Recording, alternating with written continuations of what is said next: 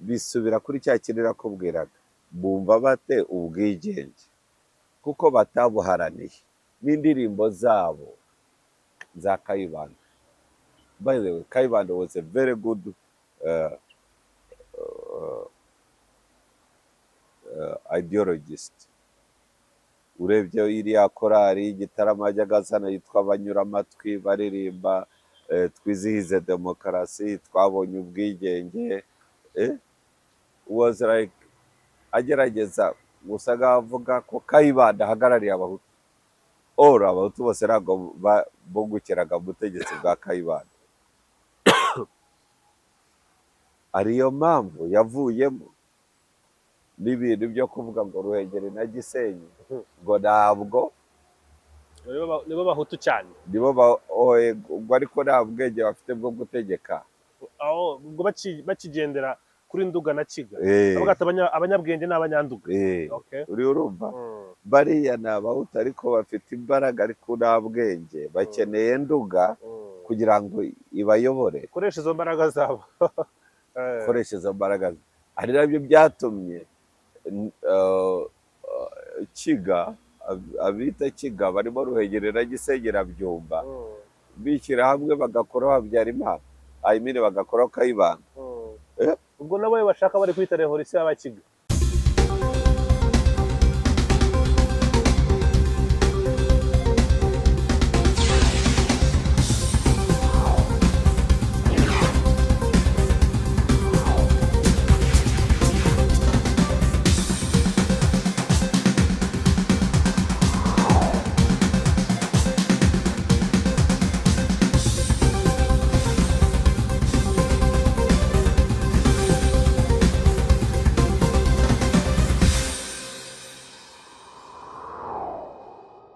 Mwongeye kuramukana amahoro y'Imana abakunzi ba One Nation Radio, ni radio ya diaspora ya Rwanda, ijwi rya diaspora. Turi kumwe na Bob Mugabe. Waramutse neza? Waramutse. Turi hano kuri Grand Legacy, hoteli nziza cyane iri hano ku muhanda y'inyenyeri enye, hoteli y'inyenyeri enye. Bakoze cyane kunyunganira, iri hano rwose hahoze imbere Alpha Palace, hahoze Alpha Palace n'imbere yaho. Hoteli nziza cyane, ifite na serivisi nziza, n'ukuri batwakira neza.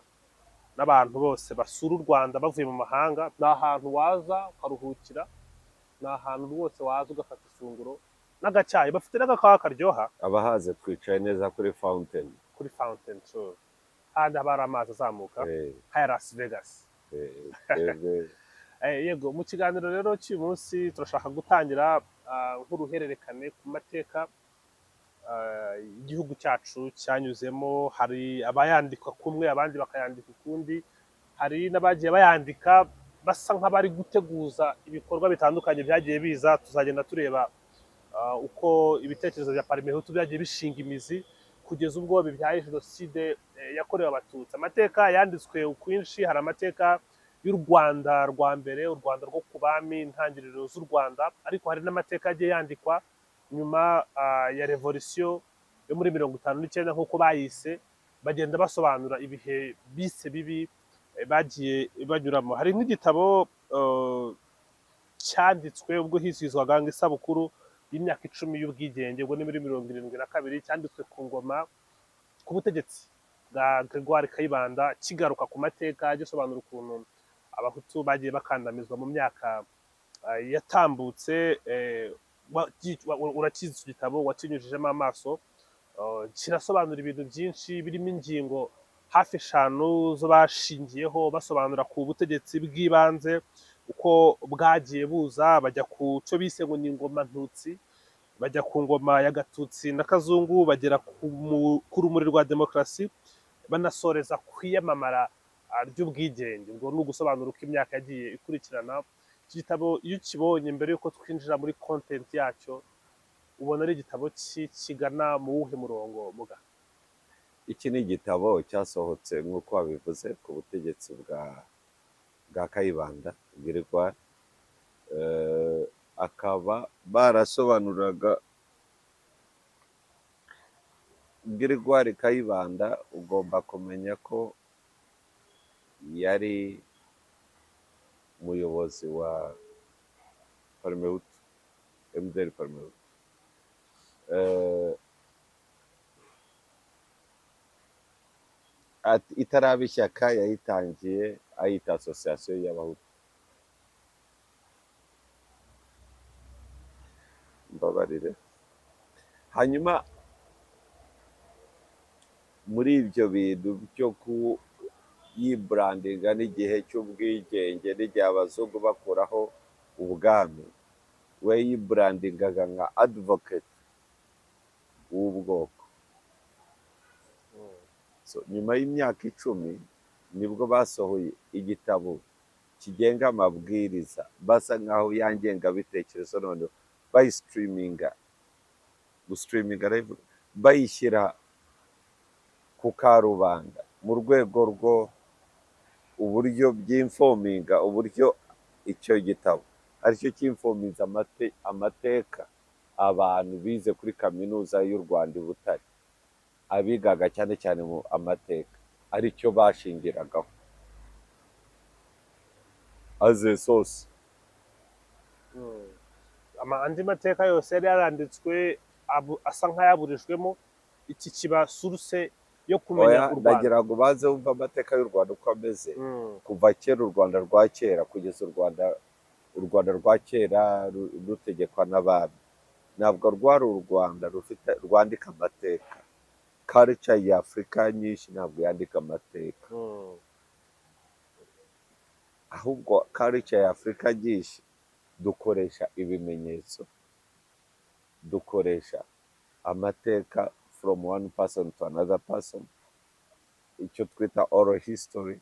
Oral history ni ikintu gikomeye cyane mu bwami bwinshi bwagiye buba muri Afurika no mu muco wa Afurika.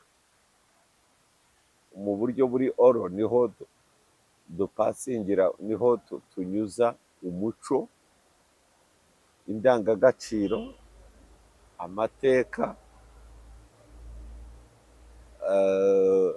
ndetse n'imigenzo. Umwana avuka umusobanurira ibi ngibi bikorwa ahandi, hano ntidukora ibi, kirazira, nta muntu ukora ibi, nta muntu, niba ari imigenzo ntidukora ibi, ntiturya ibi, ntitunywa ibi, ntawe urira ku mugaragaro, nta muntu ugenda, nta muntu urugero, nta muntu uvugiriza nijoro. Turatarama hano, turaganira, ibyo tutumva kimwe tubikemura dutya. Mu buryo buri oro nibwo bukomeye muri Afurika twanyuzagamo umuco, indangagaciro, umurage, amateka ndetse n'ubutegetsi. Bwari bwo buryo bwiza cyangwa nibwo bwari buhari? Kubera ko wenda population nibwo bwari buhari, ariko ni nabwo bwiza. Ndaguha urugero. Yego. Ubu urabona ukuntu hasigara ibitabo byinshi byanditse. Hari tendensi yo kuvuga ngo niba uvuze ibyanditse mu gitabo runaka yanditse, ufite more authentic, biremewe kurenza uvuga ibitekerezo cyane. Yuko tinze ahantu byavuye, ahantu byavuye. Kabone naho igitabo cyo umuntu ushobora kuba anacyemera cyangwa kitemewe, mu rwego rw'ubwenge, mu rwego rwa politike, mu rwego rw'umuco, mu rwego rw'imigenzo no mu rwego rusange rw'imyemerere rusange ya muntu.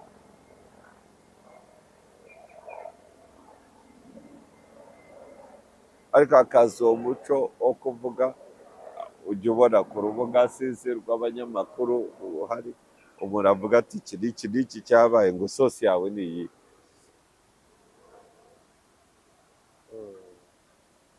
Icyo kintu cyabagiye mu buryo wowe ibyo ugiye kuvuga ntabwo byihagije, keretse ari reference, kandi nayo ushobora gukura ku muntu.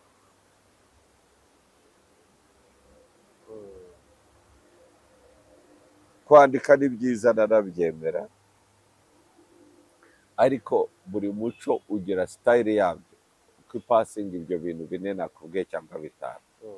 uko babikura ku muntu babijyana ku wundi. Yego.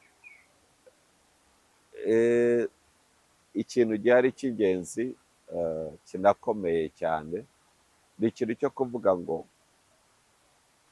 hariho kimwe cyubaka intellectual, Mm. hariho iki mbese mu rwego rw'imitekerereze, eh, Yego. hariho ibindi bihindura umuntu. Mm. Muri ibi bihindura umuntu ni ibyo ubamo, Yego. ntabwo gusa ari ibyo usoma. Mm. Urumva, Mm. ibihindura umuntu ni ibyo wigishwa nk'umuco. Mm. Narakubwiye ubushize narakubwiye ngo ibintu byinshi bikomeye impamvu uburezi bwa Afurika bufite ibibazo ni uko hari amasomo ane Mm.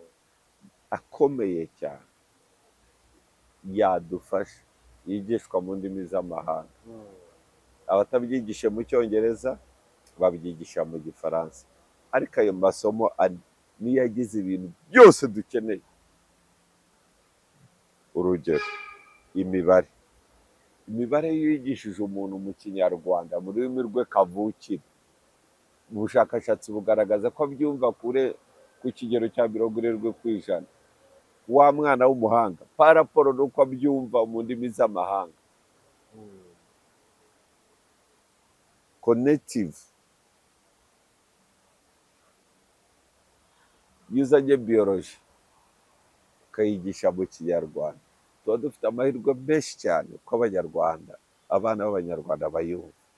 Kubera iki? Kubera ko uyizanye mu muco wabo, mu rurimi rwabo, ugatanga n'ingero babona bashobora no kumva. Cya gatatu, physics uyigishije mu Kinyarwanda n'indimi kavukire za Afurika byarushaho kumvikana, tukagira n'abahanga benshi. Ariko tujya kuyiga mu ndimi z'amahanga tutanumva neza. Imibare, Mm. biology, Mhm. physics na chemistry. na chemistry, ubugenge. Ubwo ni shimi. Dufashe ubutabire, ubugenge ni physics. dufashe bwa butabire cyangwa shimi tukayigisha mu Kinyarwanda, Mm. ayo masomo ane ukayigisha mu Kinyarwanda, tuba dufite amahirwe ko abana b'Abanyarwanda bayumva ku kigero cya 70%.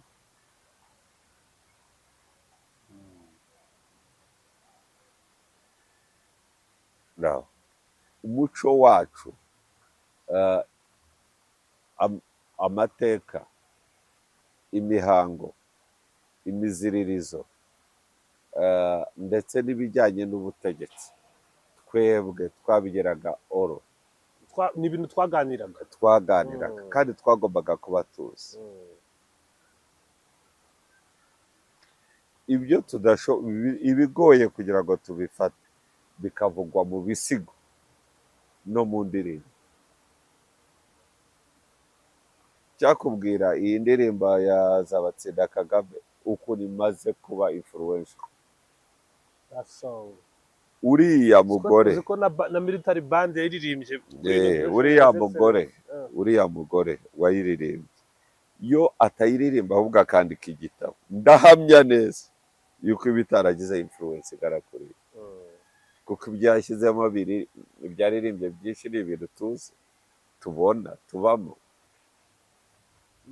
Ariko kubera icyo yagize influence, niho urebera ukorera analysis. So utekereza ari iyihe mpamvu, nyihanganira gato, Kayibanda n'abanditsi be batekereje no gutangira kwandika bahindura stories uko zatangagwa noneho mu buryo bwo kuganira no mu ndirimbo no mu bisigo, kandi bari bimaze gufata, bari bwo gufomarayizinga, bari barangije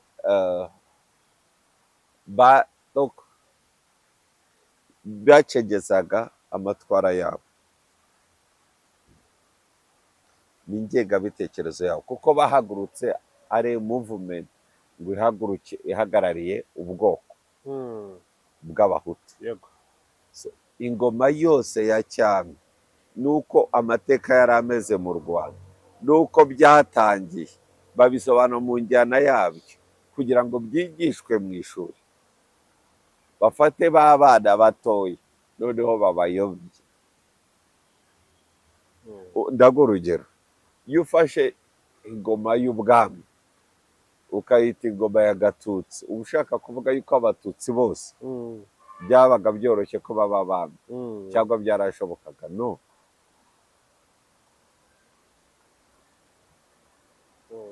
Kuko yabaga ari dynasty imwe y'Abanyiginya, abatutsi bose ari Abanyiginya? No.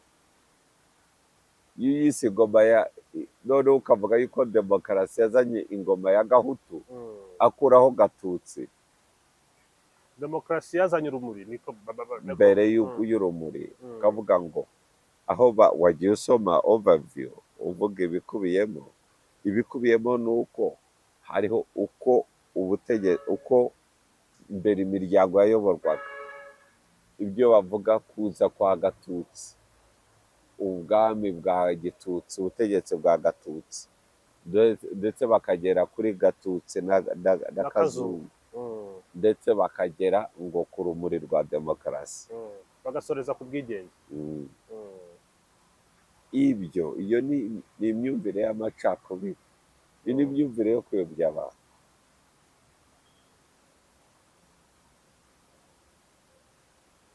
Ikintu cya mbere uko twagiye tuganira, abami bagiye babaho mu Rwanda,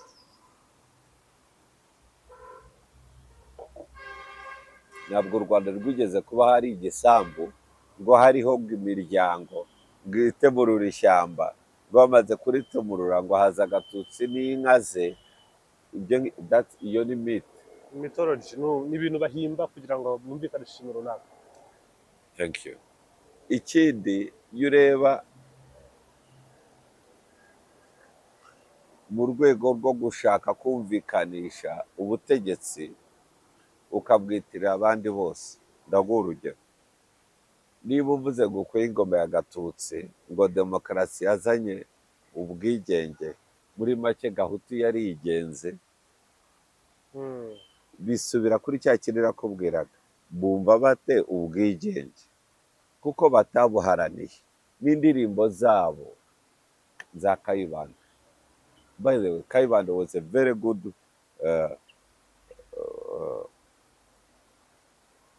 ideologist. Urebye iriya korari y'Igitarama yajyaga azana yitwa Abanyuramatwi, baririmba twizihize demokarasi, twabonye ubwigenge, was like agerageza gusa avuga ko Kayibanda ahagarariye Abahutu. Abahutu bose ntabwo bungukiraga mu butegetsi bwa Kayibanda. Ariyo mpamvu yavuyemo n'ibintu byo kuvuga ngo Ruhengeri na Gisenyi ngo ntabwo nibo Bahutu cyane, ubwo ariko nta bwenge bafite bwo gutegeka, ubwo bakigendera kuri Nduga na Kiga, bavuga ati abanyabwenge ni Abanyanduga. uri urumva, bariya ni Abahutu ariko bafite imbaraga ariko nta bwenge, bakeneye Nduga kugira ngo ibayobore, koresha izo mbaraga zabo. koresha izo mbaraga, ari nabyo byatumye Kiga, abita Kiga barimo Ruhengeri na Gisenyi na Byumba, bishyira hamwe bagakoraho Habyarimana, bagakoraho Kayibanda. Ubwo nabo bashaka bari kwita revolisiyo y'Abakiga.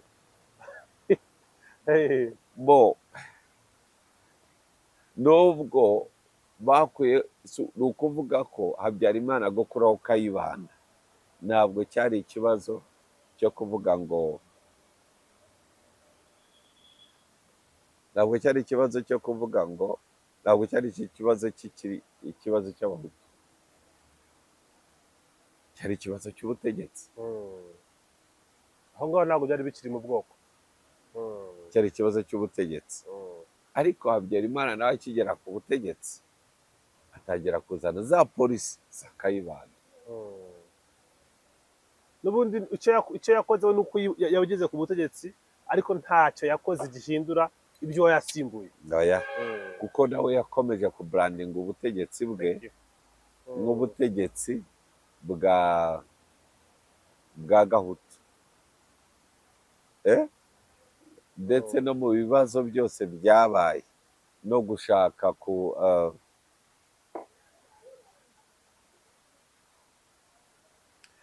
no mu gihe cyose ubutegetsi bwe bwageraga akabazo k'umutekano cyangwa byaba ibitero by'inyenzi, badefayiningaga uwo bahanganye nawe, umwanzi w'igihugu.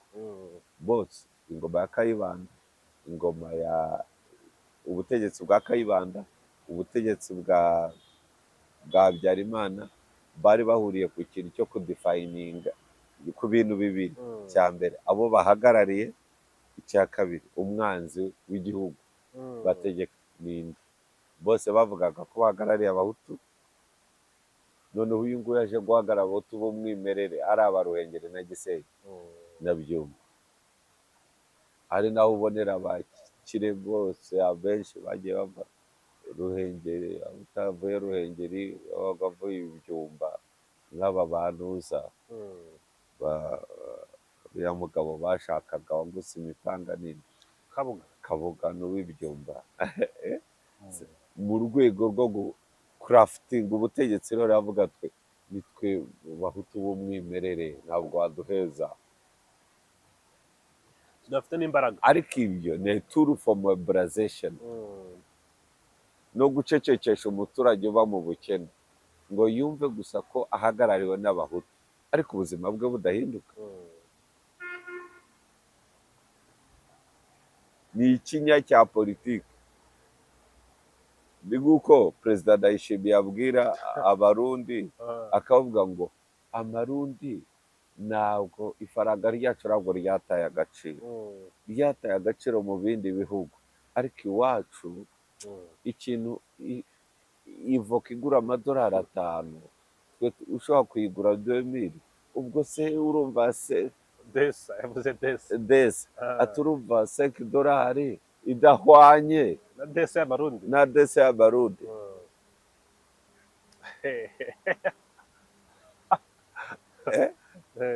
ni ikibazo kimwe gusa, komeza kujijisha abaturage, ukabereka ko bahagarariye, ukabereka ko uhagarariye inyungu zabo z'ubwoko, ariko mu by'ukuri wowe icyo ukora ari ubutegetsi. ndaguha urundi rugero. urabona Kayibanda bamukuye ku butegetsi haribwo amaze gusaba parliament ko bahindura itegeko nshinga kugira ngo yiyongere manda. so cyari ikibazo cy'ubutegetsi, ntabwo ari ukuvuga ngo ni inyungu z'abaturage.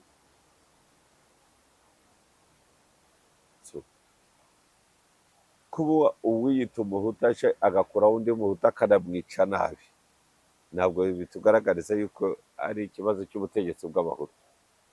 hari n'ubwigeze bujyaho ya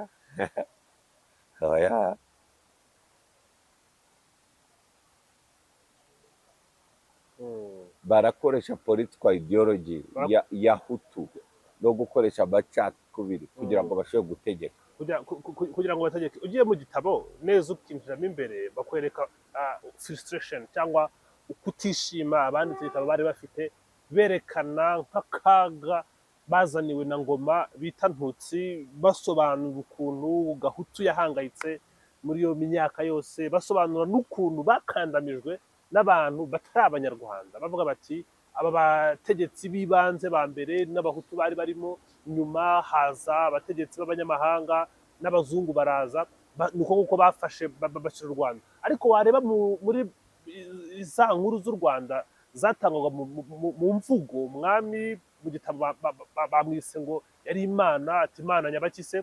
hanyuma wareba mu mvugo yari uw'abanyarwanda, abanyarwanda bose bamukunda, bamusanga, bamushyiraho, anyaga uwo ashatse, agabira uwo ashatse, umuntu yazamuka mu cyiciro akahindura ubwoko. ibi bintu birahura bite? Story zo mu gitabo zerekana ukuntu abahutu bari barakandamijwe muri iyi minsi, ariko muri iyo myaka wagaruka mu mvugo zihari z'abanyarwanda tuzi no muri iyi minsi, umwami ari uw'abanyarwanda bose. ikibazo ni iki? ikibazo gihari, tugereranye izo stories ebyiri. mu gitabo baravuga ukuntu abahutu bakandamijwe, ibyo mvuze mu inkuru, kajya byose nakwerekaga the purpose, impamvu. impamvu yo kwandika. Urumva hano ni nko gutsimbataza ubutegetsi. Ni imyaka 10 irangiye babonye ubwigenge. Iyo myaka 10 rero igomba isobanura mpamvu mu buryo bwa politiki, nta hantu bihuriye n'amateka. Ni isobanurampamvu y'ubutegetsi. Icya kabiri, iyo sobanurampamvu ikajyamo uburyo bwo kugoreka amateka y'u Rwanda no gushyiraho inzigo hagati y'abahutu n'abatutsi. Iyo usomye iki gitabo gisobanura imyaka 10 y'ubwigenge,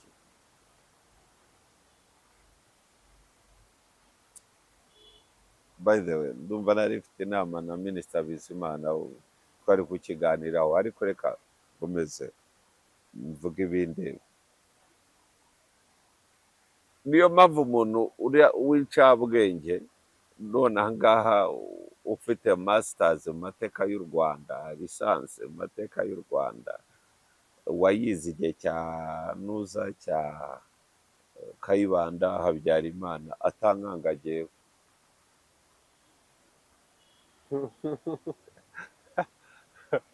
Kuko ni ibi bintu yigishije, n'ibitabo byinshi byagiye bikorwa,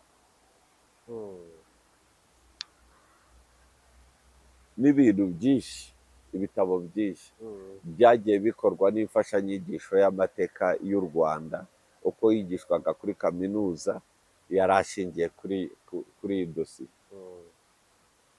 Nta kintu yaza nkangisha. So bivuze n'abana bize kuva muri za 62 bagiye bigishwa aya mateka. Erega none se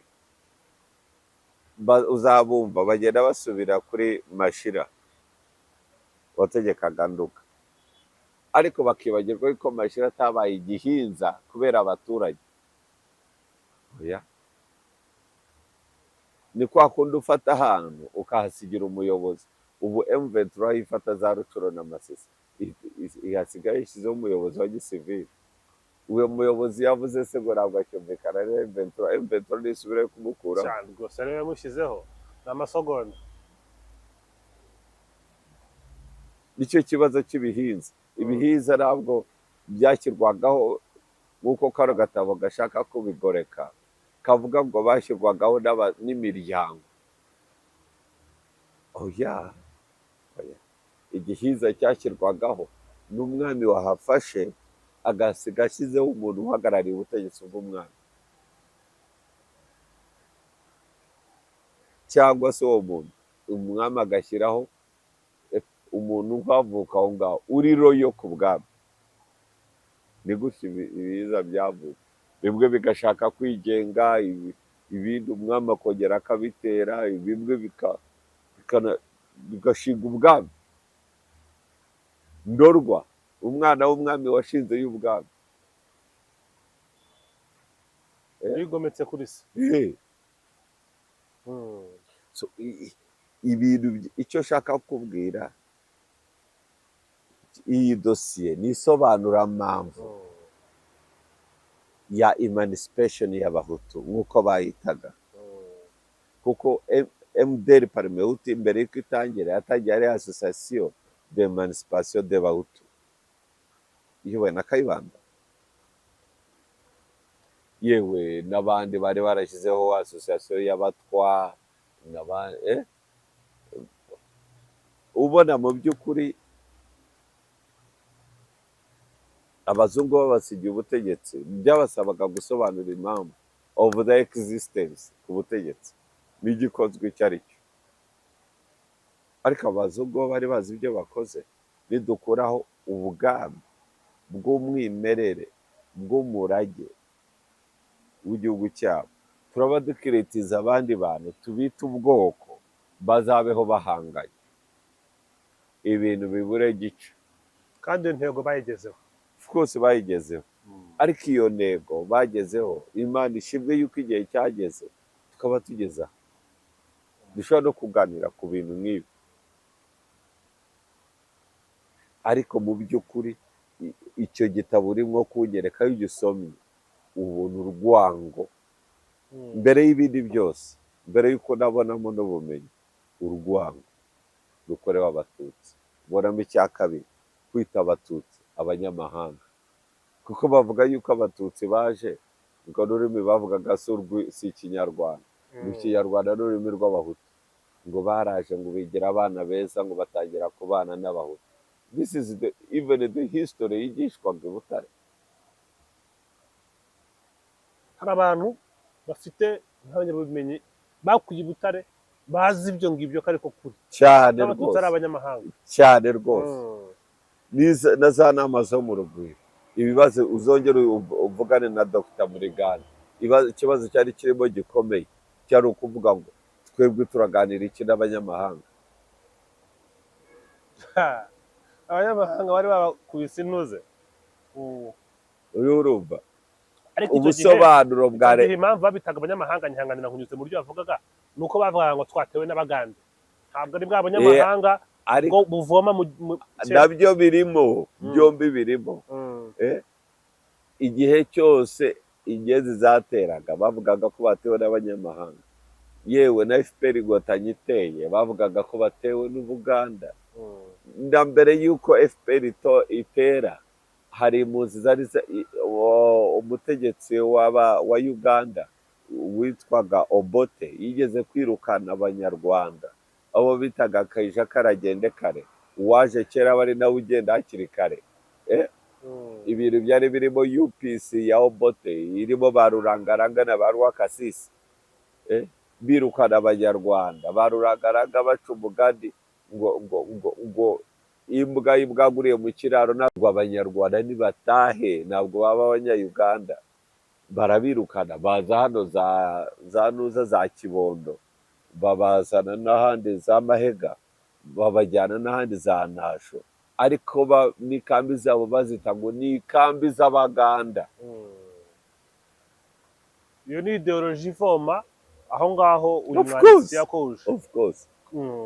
Na gahunda irimo yo kuvuga ngo u Rwanda rwaruzuye ni nk'ikirahuri, yewe no mu kuhabwa ipeti rwa General Fred Rwigema, delegasiyo ya Habyarimana yaburanye na Rwigema nyuma y'icyo gihe babonanira za Ruwero za Kapeka, bavuga ngo mwebwe delegasiyo ya Habyarimana ibwira Rwigema, mwebwe mukomeze mwihamira hamwe b'Abaganda. Yorasara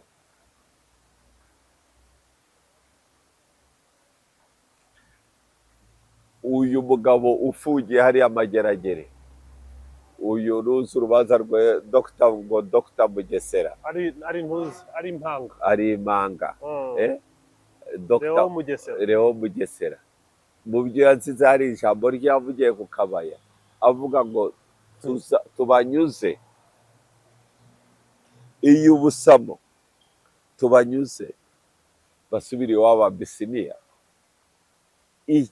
Icyo Mugesera yari avuze cyari ikintu kivoma muri aya mateka, kivuga yuko abatutsi ari abanya-Ethiopia atari abanyarwanda. Ibyo nibyo bigishijwe, ibyo nibyo bigishijwe. Leo Mugesera yize amateka, baranayigisha, yego. Ibi nibyo bize, nibyo batsimbararaho, nibyo Nahimana asubiramo.